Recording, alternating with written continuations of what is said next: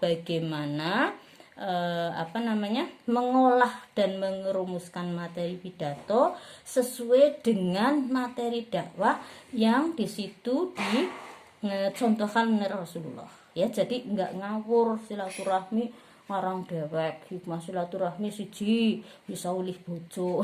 Itu ulih bojo itu adalah bagian dari hikmah silaturahmi, tapi bukan intinya di situ. Tapi intinya di situ adalah silaturahmi itu mendatangkan atau meluaskan rezeki. Nah, bagian dari rezeki antara lain adalah bertemunya jodoh. Ya boleh dimasukkan seperti itu, tapi runtutnya yang jelas. Itu namanya mengolah dan merumuskan materi pidato yang benar, yang sesuai dengan ajaran Islam, ya. Bahwa karena di situ dia ada ya mantola ya, umruhu wa apalah saya agak lupa ya kemarin Nurah silaturahmi ya setahun. Jadi artinya apa?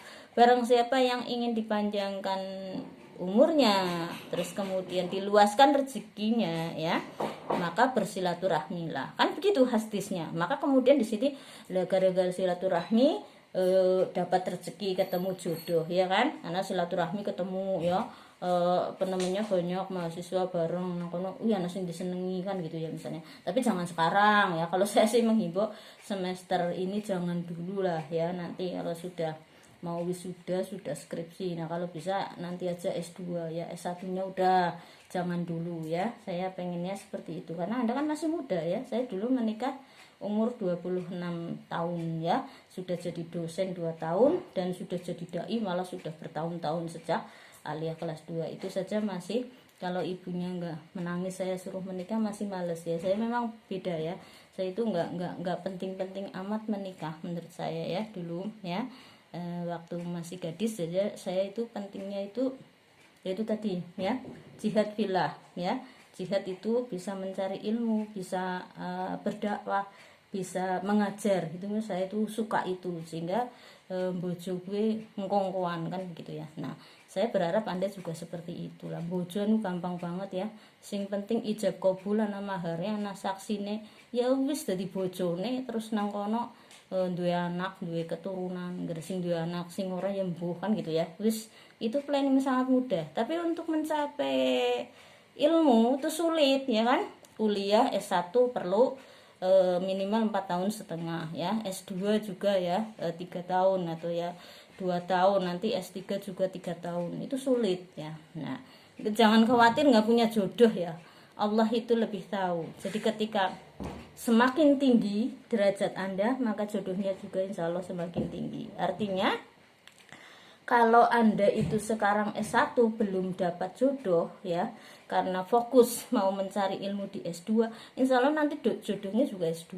Itu yakin seperti itu. Yang penting yakin ya bahwa rezeki itu minallah gitu ya. Nah tentang misalnya kok pendidikannya ternyata S3 juga dapatnya SD Bu. Nah itu kan tidak, pendidikan itu tidak harus yang formal seperti itu. Mungkin pendidikan formalnya cuma SD ya, tapi kemudian pendidikan non formalnya ternyata sudah tingkatnya itu doktor, kan bisa saja ya. Jadi itu masalah jodoh juga termasuk rahasia Allah, rezeki juga rahasia Allah. Jadi yang penting kita bagaimana kita hidup bermanfaat, bagaimana kita hidup mencari yang semulia-mulia mungkin dan semanfaat-manfaat mungkin bagi diri sendiri maupun bagi orang lain. Jadi insya Allah nanti hidupnya mulia, bahagia ya, fitin wa dunya wal akhirah. Amin ya. Tuh. Dah. Yang selanjutnya yang ke berapa itu, hitungnya sendiri, 6 apa ya? Menciptakan suasana psikologis yang baik. Nah ini sebagai orator kita itu harus pandai-pandai membuat audiens ya, atau pendengar atau mad'u sama saja yang mendengarkan kita, supaya merasa enjoy, merasa interest atau tertarik ya. Enjoy senang kan gitu ya, tertarik interest ya. Terus kemudian maka di situ dakwah kita persuasif. Persuasif itu ya menarik itu tadi ya. Nah terus kemudian di situ mereka itu juga fokus ke kita ya. Tidak hanya itu, nanti setelah pulang dari mendengarkan ceramah kita, mereka akan tertarik untuk melaksanakan apa yang kita sampaikan. Lah itu bagaimana ini caranya? Lah kita caranya di sini mempersiapkan secara psikologisnya dengan baik. Nah, yaitu psikologisnya apa? Dari diri kita sendiri ya. Dari diri kita sendiri kita sudah memanage. Ketika materi yang kita sampaikan betul-betul yang kita senang, sreg ya. Karena kita menyampaikan kok tidak senang, tidak sreg, males, nanti audiennya juga males mendengarkan. Ya, seperti saya sekarang kuliah ya. Itu betul-betul semangat saya mau mengisi kuliah. Makanya saya itu heran ketika mahasiswa misalnya kok sampai tidak semangat, tidak mengikuti. Itu aneh. Biasanya itu akan cara bahasa Jawanya itu nyetrum ya. Kalau cara bahasa psikologinya ada hubungan psikologis antara pembicara dengan pendengar, atau ada hubungan psikologis antara dai dan mad'u, ada hubungan psikologis antara dosen dan mahasiswa. Jadi ketika saya semangat, Anda juga nanti mendengarkannya semangat ya, itu. Nah, maka kita harus semangat dulu, harus senang dulu, terus materi yang kita pilih juga materi yang kita sukai ya, yang kita enjoy menyampaikannya, itu secara psikologis. Nah, itu dari rumahnya ya, dari persiapan sebelum ke panggung. Nah, kalau sudah di panggung gimana? Nah, kalau sudah di panggung juga kayak gitu ya. Ketika kita datang, itu saya sering ya, kita datang itu dalam kondisi sudah rame, sesak bunyak, wong wis pada keselen, sing bocah cilik-cilik wis pada nangis jal kepriwe. Kalau kita langsung naik ke panggung, suasana itu kita biarkan kacau ya, ceramah kita tidak fokus ya, materi kita itu bisa berantakan karena kita juga tidak terganggu konsentrasinya. Lah mat'unya apalagi mendengarkan suara fokus-fokus 11. Nah, maka disinilah kita selaku dai harus pinter-pinter mempersiapkan suasana ini. Yaitu apa? Dengan cara itu tadi, bagaimana menimbulkan suasana yang tadinya kacau balau itu sebelum kita naik panggung menjadi interest, menyenangkan, terus fokus. Ya paling ora pertama salamnya kita berwibawa dulu, misalnya Assalamualaikum warahmatullahi wabarakatuh, gitu ya. Jadi tadinya yang pada ramai gitu, tiba-tiba mendengar suara kita yang berwibawa, serius, itu mereka tuh langsung deng ya, tertarik, menarik tertarik oleh kewibawaan kita, suara kita dah ya. Nah, setelah itu kita bikin muqaddimah berdoa. Berdoanya juga fokus kepada Allah ya. Alhamdulillahilladzi, gitu ya. Langsung kita nyambung otak kita kepada Allah. Kita betul-betul bersyukur kepada Allah dipertemukan dengan audien. Langsung nyambung ke Allah bahwa ini Allah, saya sedang mengajak orang lain dan bersama saya untuk bersama saling mengingatkan ya, kepada ketakwaan ya, pada engkau gitu ya. Nah, itu audien juga akan nyambung ya ke sana. Nah, sudah seperti itu, nanti kalau sudah muqaddimah selesai, guyoni setitik. Jadi orang males ya. Bu, kesel ya. Enggak terus sampe dereng lah sing bener bae. Lah miki aku ngene be jenengan pada ribut mau. Ngapa sih rebutan snack lah. Engko sing ora mantek wae nang nyong gitu biasanya nggonku go jatah jenengan itu misalnya. Kan wis guyu ya dan sebagainya. Jadi menarik, tertarik. Nah, terus baru sampaikan materi kita. Lah itu namanya sudah menciptakan suasana psikologis yang tadinya itu kacau balau menjadi enjoy ya, menyenangkan ya, persuasif ya, menarik kan gitu ya. Terus kemudian menjadi fokus ya ke kita karena kewibawaan kita. Nah, tapi nanti di tengah-tengah kita ngomong bla bla bla bla, biasanya ada yang mengganggu lagi, yaitu apa? Ada snack lewat, apa anak bocah cilik nangis. Kita nggak usah marah ya, itu memang alami ya. Tiba-tiba ada ini marah berisik banget dening Bu, oleh ya ora dadi ya. Jangan seperti itu, tapi kita sholawatan ya Bu, sholawatan ya. Terus ada sholawatan ya, misalnya sholawat apa ya, sholawat misalnya ya apalah, Allahumma sholli sholatan gitu misalnya, atau apalah terserah. Nah, kalau bisa Anda itu kreatif di sini, sering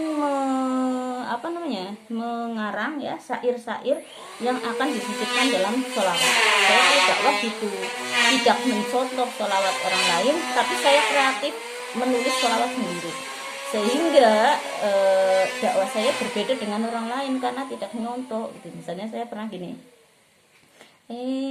zamane wis akhir perkara agama ora dipikir, temudane rambute dikucir lan disemir, kan gitu ya. Bahasanya, tata bahasanya mudah diingat ya, menyenangkan, terus bergaya bahasa puitis. Jadi ir kan jadi ingat, terus mereka tertarik kan longo ting mai ya sholawate. Nah wis sholawat melu-melu irfa terus sholawat bareng. Engko sing nangis pada mandek, sing ribut pada mandek gitu ya. Lah baru kita mulai lagi nerang namani. Ya nerangannya sing ngasih runtut miki. Nah tentang silaturahmi ya tentang silaturahmi diterangna, dadi ora usah ndopok kedawan mungler-mungler orang genah, tapi betul-betul menerangkan materi dakwah. Cuma caranya enjoy, persuasif, menarik, dan tapi tetap berwibawa, berakhlakul karimah. Jangan lupa itu ya. Jangan ngakak sekarpe dewek, melaku-melaku menganang-aneh, kuyang-kuyang, malah lagi sholawatan kalau ibu-ibu. Wah, gue penyanyi, itu dai ya. Kalau dai tetap santun, tetap berwibawa, jangan lupa ya. Dan tetap berakhlakul karimah, jangan lupa ya. Jangan suka mengeluarkan kata-kata kotor. Itu karena kita adalah teladan, dan jangan lupa kita adalah warasatul anbiya yang disuruh untuk menyampaikan ajaran Islam. Jadi tidak pas sama sekali ketika kita di luar akhlakul karimah yang diajarkan oleh Rasulullah ya. Apalagi sampai ngomong kotor, menghujat orang, naudzubillah. Rasulullah tidak seperti itu. Jadi nanti kita justru menjadi dai tapi malah merusak Islam, merugikan Islam dan merugikan ulama, merugikan dai lain ya. Dai sering dikritik ya. Karena apa? Gara-gara dai yang tidak ngerti ya, seperti itu ngomong sekarepe dewek, jadi semua dai dianggap seperti itu. Padahal tidak semua dai. Insya Allah dai-dai yang ngerti tugasnya, bahwa dai adalah tugas warasatul anbiya, bahwa dai itu harus menyampaikan kebenaran, menyampaikan Al-Quran, menyampaikan Al-Hadis, itu tidak akan berbuat seenaknya, tapi menyampaikan sesuai yang diperintahkan oleh Allah dan Rasulullah. Itu ya. Oke, yang selanjutnya adalah bisa menggunakan alat peraga untuk menambah kemantapan pidato. Nah ini boleh ya. Ketika kita mau berpidato, terus kemudian kita itu mau lebih mantapnya, boleh menggunakan alat peraga. Misalnya apa? Ya kayak ulin. Ulin kan fokusnya di wayang ya. Maka dia menggunakan alat peraga wayang. Dia lagi ngomong wong lanang sing dadi idolane wong wedon kuwe, wong sing alim, sing berakhlakul karimah, sing ganteng lahir batin. Gawane contohnya Janoko misalnya ya, ngomongnya baik alus misalnya ini ya. Aduh dia bintang kulo tang kakang tresnani, sliramu iku gak badhe tateng pundi diajeng gitu misalnya. Nah itu kan suara kewibawaan ya seorang laki-laki, sehingga di sana menjadi idola gitu ya. Terus kemudian halim ya, karena Pak Janoko itu tidak emosional, sabar dan sebagainya, sehingga menjadi idola para perempuan. Sehingga Janoko itu adalah, kalau dalam Islamnya itu dikaitkan dengan jannatuka, yang artinya adalah surga. Jadi profil Janoko itu profil orang-orang soleh yang di surga. Makanya istrinya banyak, karena menggambarkan orang soleh itu nanti istrinya di surga kan ada 40 bidadari ya. Makanya ini laki-laki ya, jangan kepengen punya istri banyak kalau di dunia ya, atau bahkan matanya kemana-mana ke perempuan ya, nggak usah besok di surga juga mau dapat 40 ya.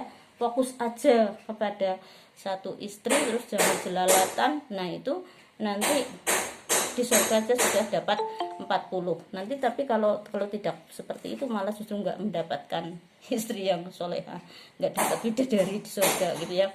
Nah itu Janoko misalnya ya. Ini terkait dengan bisa menggunakan alat peraga wayang misalnya. Nah kalau kita sedang menggambarkan hawa nafsu, Kemudian sampean di situ menggunakan wayang buto ya, buta itu kan artinya ya buta, orang buta, matanya buta, kupingnya buta, wis karpe dewek ya, ngawuran gitu ya. Nah, itu menggambarkan orang-orang yang hidupnya tidak termanage dengan baik di dunianya ya, menuruti hawa nafsu tok gitu misalnya. Itu kalau mau alat peraga wayang. Terus alat peraga musik juga boleh ya, begitu sholawatan langsung ada yang mengiringi rebana kan gitu ya, itu namanya boleh menggunakan alat peraga untuk menambah kemantapan pidato kita ya, tidak pidato lisan seperti ini tapi ada alat peraganya, yang pakai rebana boleh, yang pakai wayang boleh, atau pakai boneka ya. Kemarin ada yang waktu ada kompetisi dai muda di kampus kita mungkin 2 tahunan yang lalu, ada yang membawa boneka. Cuma sayang kemarin itu yang membawa alat peraga boneka itu gayanya seperti mendongeng, beda ya. Mendongeng dengan dai yang sedang orasi itu berbeda. Kalau mendongeng ya inggih jenengan sih kan ini enggak apa-apa, tapi kalau dai enggak begitu. Wah, ada bahasa-bahasa yang berbeda dengan orang dongeng. Oke, enggak usah saya jelaskan, lanjutkan. Nah, ini yang terakhir, persiapan langkah-langkah dalam merumuskan ini adalah latihan ya, terus berlatih ya. Seperti yang kemarin saya sampaikan pada pertemuan yang lalu. Nah, ini ternyata sudah jam 2 ya. Jadi di sini apa namanya? Yang selanjutnya teknis penyelenggaraan ya, 5 menit ya, 5 menit lagi sambil menunggu yang syariah itu masuk ya. Yang tadi hadis ya. Sekarang bagaimana teknis penyelenggaraan ketika kita sedang berpidato, khususnya di sini adalah panitia ya. Jadi kegiatan dakwah orasi itu tidak hanya dai-nya saja, tapi di sini panitianya juga sebenarnya dia sudah menjadi dai karena menyelenggarakan forum dakwah itu sudah termasuk berdakwah juga, ikut dalam kegiatan dakwah. Nah, ini bagaimana teknik penyelenggaraannya? Yang pertama, lampu atau penerangan diatur dengan baik ya. Jangan terlalu silau, jangan terlalu remang-remang, apalagi gelap ya. Itu mempengaruhi juga audiennya jadi males. Tapi coba kalau terang ya cahayanya, terus kemudian luas ya, ceria jadi yang mendengarkan. Yang kedua, podium atau posisi dai. Nah, ini disetting secara komunikatif ya. Jadi dai itu di tengah-tengah. Jangan, saya pernah ya ceramah di desa. Nah, kiai ini kan jadul ya, ortodok. Jadi karena saya ibu-ibu ya, maksudnya mbak-mbak ya, masih perempuan. Terus saya di pojokan di tempat perempuan. Yang laki-laki nggak melihat saya belas di luar. Saya cuma di tempat perempuan, benang pojokan. Lah aku njaluk metu. Karena apa? Karena di situ biar komunikatif, biar wong lanang juga weruh, jadi bisa fokus ke saya. Nggak boleh sama kiai jere wong wedon aurat ya, wis manut bae. Tapi akhirnya kacau, wong lanang nang kana ya medang dewek, sekarepe dewek, wong wedon sing nang jaba karena saya di dalam itu di tempat pojokan ya, yang cuma sedikit orang tok di dalam, sing nang jaba yang rumpi dewek itu enggak ya. Yang dai itu bagusnya komunikatif, jadi bentuknya letter U ya. Di sini dai di tengah, terus di belakang ada, kanan kiri samping ada, depan ada. Bahkan bukan letter U tapi berbentuk bujur sangkar atau berbentuk 4 persegi panjang. Nah, kalau bisa yang belakang nggak usah ada ya. Jadi letter U itu maksudnya kanan kiri depan, yang belakang nggak usah karena itu mbokongi ya. Nah, jadi penak ya. Kalau ceramah bisa hadap kanan, hadap kiri ya, terus kemudian hadap depan ya. Weruh kabeh, kanan, kiri, depan, weruh kabeh ke kita sehingga fokus ke kita. Itu dai, posisi dai atau posisi podium ya. Terus juga jangan nggak kelihatan ya kayak saya ya. Saya kan profilnya seperti ini ya, nggak tinggi gitu ya. Terus kemudian podiumnya dhuwur semene. Ya ngukur keton irunge tok ya, kang kene keton ngatane kang irung dhuwur. Lah saya nggak mau, saya minta ke panitia tolong ambilkan bingklik gitu ya. Akhirnya saya berdiri di bingklik, men keton wajahnya kang kene lho kepriye masa ceramah assalamualaikum muter-muter ini ya bagus ya. Nanti saya memang minta Nah, tapi di sini juga menutupi karena kita perempuan, jadi memang pakai podium yang beginilah ya, menutupi dari pusar ke bawah lah paling enggak ya. Kalau dari sini ya ke bawah ya podiumnya. Nah, kalau pakai meja ya meja kan segini di bawahnya. Ini enggak apa-apa kan kita sudah pakai kerudung panjang ya yang menutup aurat, enggak apa-apa itu ya.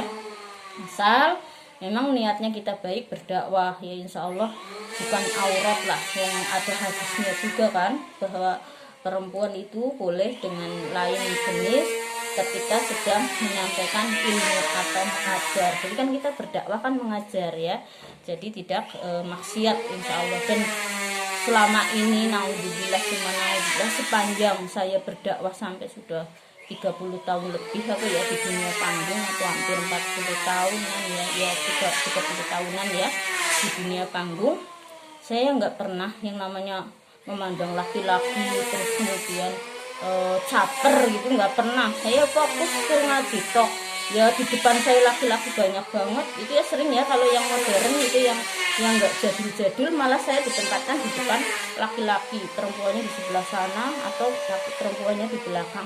Nggak apa-apa, saya kan nggak fokus ke mata mereka, saya fokusnya ke audien yang jauh, nggak yang bawah tidak terlihatin, yang edek malah ke sana yang jauh, sehingga saya nggak pernah pandang-pandangan mata kan gitu ya. Jadi orang urusan gitu ya. Nah, artinya kita tidak sedang bermaksiat. Dan kebanyakan yang di depan saya ya madhep ngisor iki wong lanang, ora bakal menatap sing menatap juga menatap biasa, yang dari jauh itu menatap tidak syahwat. Itu menurut saya fokus nonton saja lah ya. Sama niat baik aja gitu ya. Udah.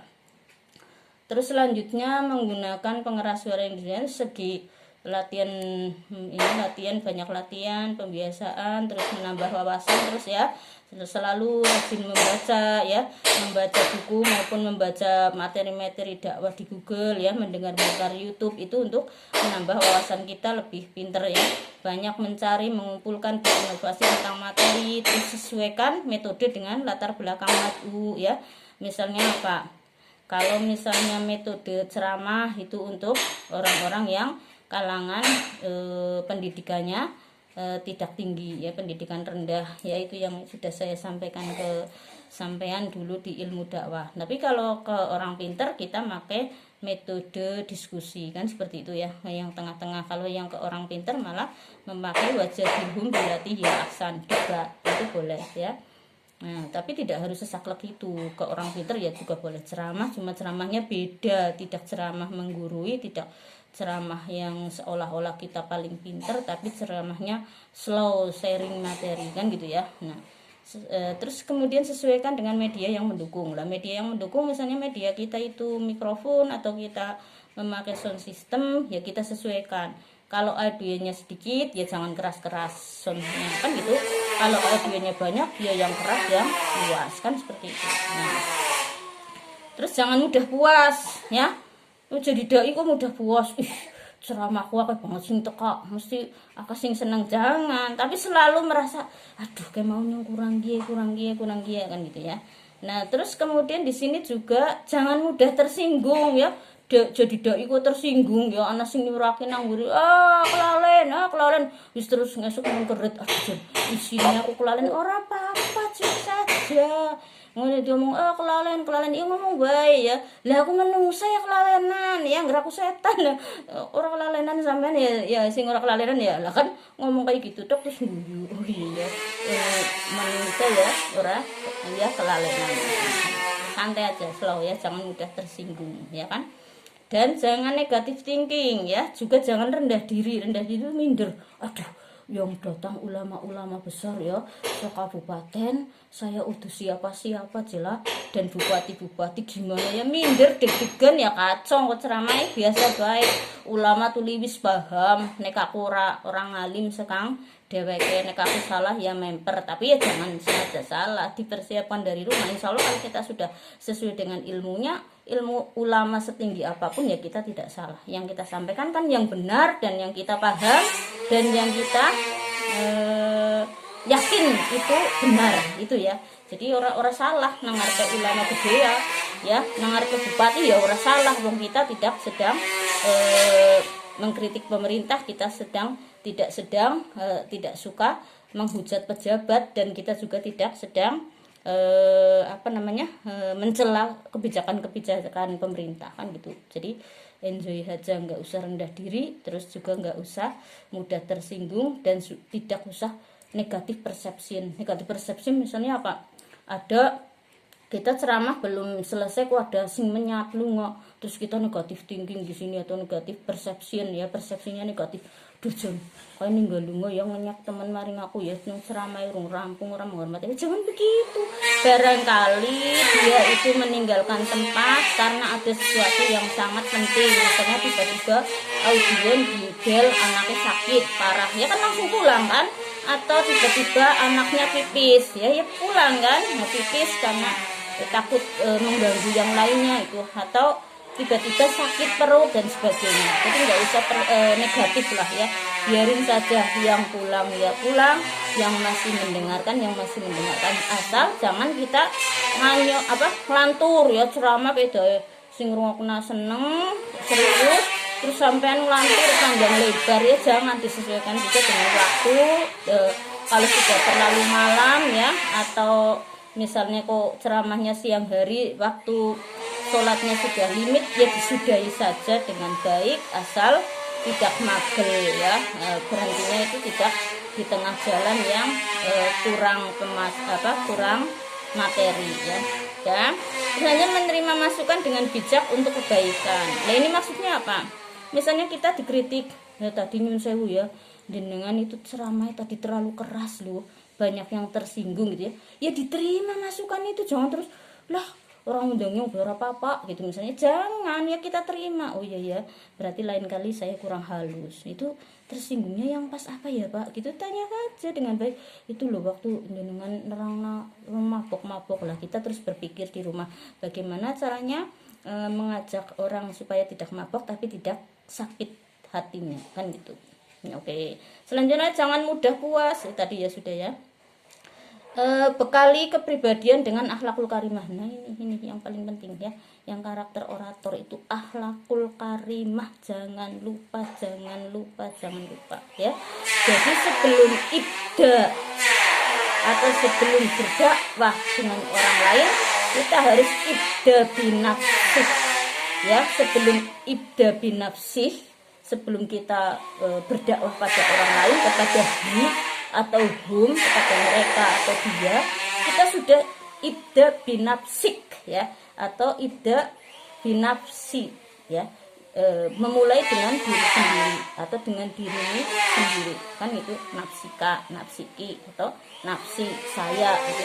Mulai dengan diri sendiri ini ya, makanya harus akhlakul karimah ya. Sebelum nyuruh orang lain bersabar, kita harus menjadi pribadi yang selalu melatih kesabaran dulu ya. Sebelum menyuruh orang lain berdisiplin, kita harus membiasakan disiplin dulu. Sebelum menyuruh orang lain qiyamul lail, kita juga qiyamul lail dulu, dan sebagainya. Nah terus kemudian aktif dalam kegiatan sosial kemasyarakatan. Nah ini mengapa perlu? Karena kita tidak akan didengar kata-kata kita ketika kita tidak aktif ya. Masyarakat itu akan mudah mendengar apa yang kita sampaikan ketika kita juga aktif dalam kegiatan mereka ya.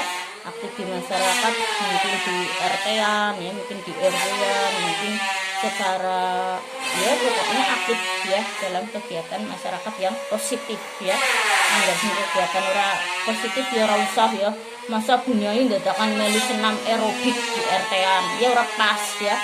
Bunyai ya melune sing nang kono misalnya kumpulan musyawarah bakti sosial atau apa ya, kerja bakti itu ya, tapi senam aerobik sing nang kono gehol nganggo klambi ketat ora usah melu ya, ora apa-apa kan gitu ya. Yang selanjutnya terus berusaha dan yakin berhasil dengan tawakal billah. Nah jangan lupa selaku dai, jangan lupa terus berusaha membersihkan diri, memperbaiki diri, mengajari diri berakhlakul karimah, terus kemudian melatih diri berceramah yang santun, yang menarik, terus kemudian ya suaranya kita selalu diperbaiki, kita banyak berinovasi ya, banyak menyusun syair-syair sholawat sendiri dan sebagainya. Saya kira saya cukupkan sekian yang mata kuliah retorika. Yang selanjutnya adalah mata kuliah study hadis.